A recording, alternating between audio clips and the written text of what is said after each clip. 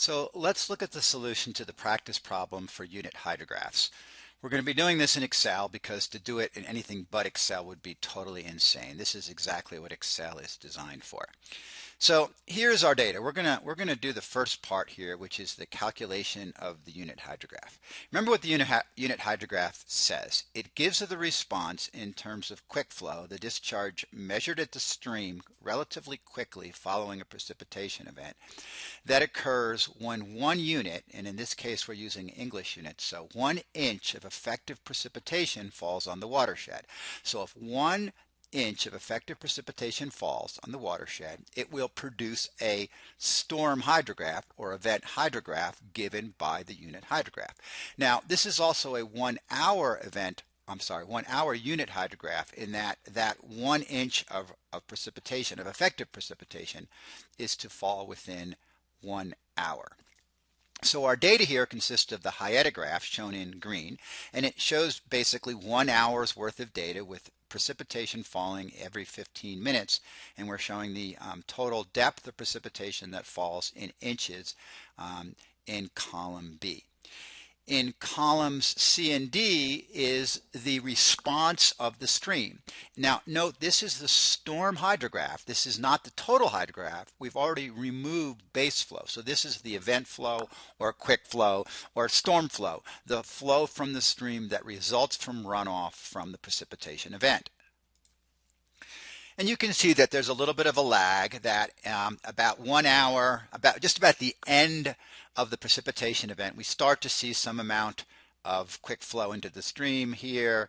And then this goes on. We see a continuous influx of water to the stream in many, many hours after that time, extending actually out several days if we go down here. So that is the response of the stream, and our job here is to calculate the unit hydrograph. So the way we're going to do that, the first thing we're going to do is we're going to actually calculate the total volume of water that has been contributed during each hour to the stream by multiplying the discharge Q in cubic feet per second times the number of seconds in an hour. So we're going to take this value of D3 and multiply it by 60 seconds per minute and then 60 minutes per hour. And this is the total volume of water that flowed past the observer during that hour. And then we're going to do the same thing for every other increment of time here. So I'm going to copy this formula all the way down to the end of my observation period when you can see here when the contribution to quick flow becomes 0. So this is the total volume of water then that has been added to the stream due to quick flow. And now we're just going to calculate that total event volume. So we're going to sum up all of the values in column E. So E3 to E, doesn't matter, let's go to 1,000, should do it, okay? So this number represents all of the water, all of the runoff that flowed rapidly into the stream due to this brief precipitation event that lasted 1 hour. So that's the total volume of water that's flowed into the stream. We want to now express this as a depth, just like we do with precipitation and evapotranspiration, which are always measured as a depth, and then when we want to get the volume, we multiply by the area of the watershed. Here we have a volume and we want to convert it to a depth, and we do that by dividing by the area of the watershed. Notice, however, that this volume is in cubic feet. The area of the watershed over here in cell Q2 is in cubic miles, so we need to first convert that area into cubic feet. And I'm just going to use the Excel convert function equals convert the value in Q2 from miles squared to feet squared. That's the simplest way to do it. So I'm not going to copy this number. I'm just going to refer to this cell now, R2, as my area of the watershed.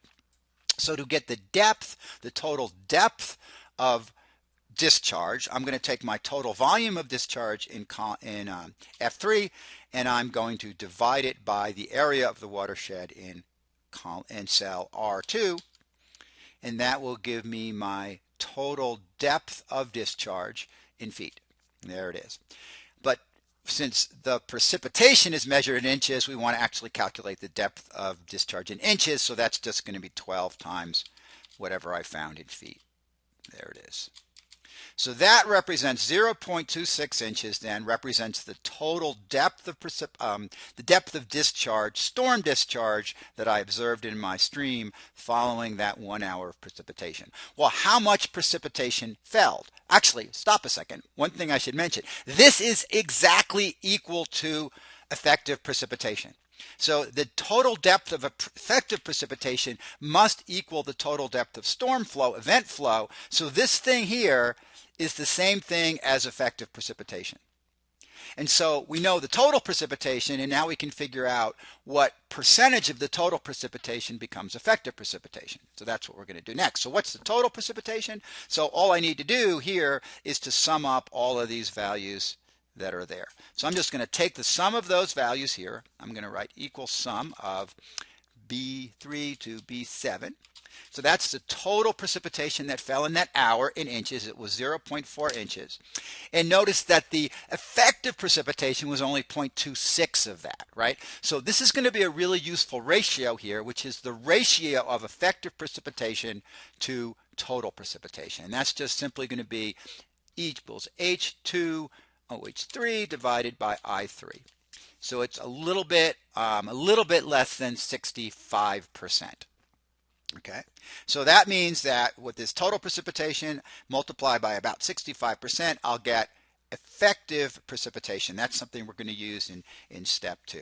So we're pretty much almost done here. So we now know that the key thing we needed to actually calculate here was this thing here. We needed to know what essentially the effective precipitation was over the watershed, the depth of effective precipitation, which is exactly equal to the depth of storm flow, and it was 0.26. But for a unit hydrograph, it should be 1. So we need to scale these values here in column D by this value of 0.26, so that if I were to repeat this exercise, just like I did everything up to now, this number in cell H3 would be 1. And the way I'm going to do that is divide everything in column D by this value 0.26. I'm actually going to use the value that's in H3. So for the time 0, I'm going to take the observed quick flow in cell D3, and I'm going to divide it by the value in H3. And since I'm going to copy this formula, I'm going to write $H, $3, which means that's an absolute cell reference. And when I copy that formula, it will always still be H3. So just for example here, if I just copy it down here and we look at this equation here in this cell, notice that once again, it's 8. I'm taking the value in D, whatever it was in D row D16, and dividing by the value in H3, which is that scaling factor. So I want to copy this all the way down.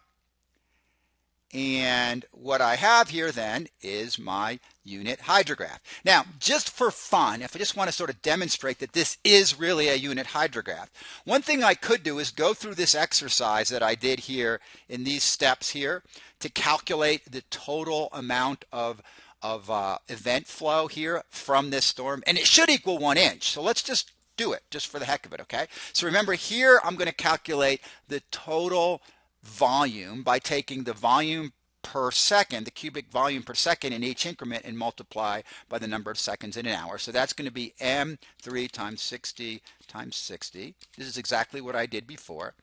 And I'm going to copy this down. So this is the total volume. And now the total volume for the entire event, precipitation event, will equal the sum of N3 to N1. 1,000. There it is there. Let's write that in scientific formation. Might make it a little easier to deal with. Okay. And I'm going to now so let me write what these things are so we're just going to copy these exact same labels here. Let's just give ourselves some space. Sorry. Just want to copy these exact same labels here. There we go. So now to get the depth of precipitation, I'm going to divide that volume precipitation in O3 divided by the area of the watershed, which is in S2. I'm doing exactly the same thing I did before, and now I'm going to multiply this times 12. And guess what?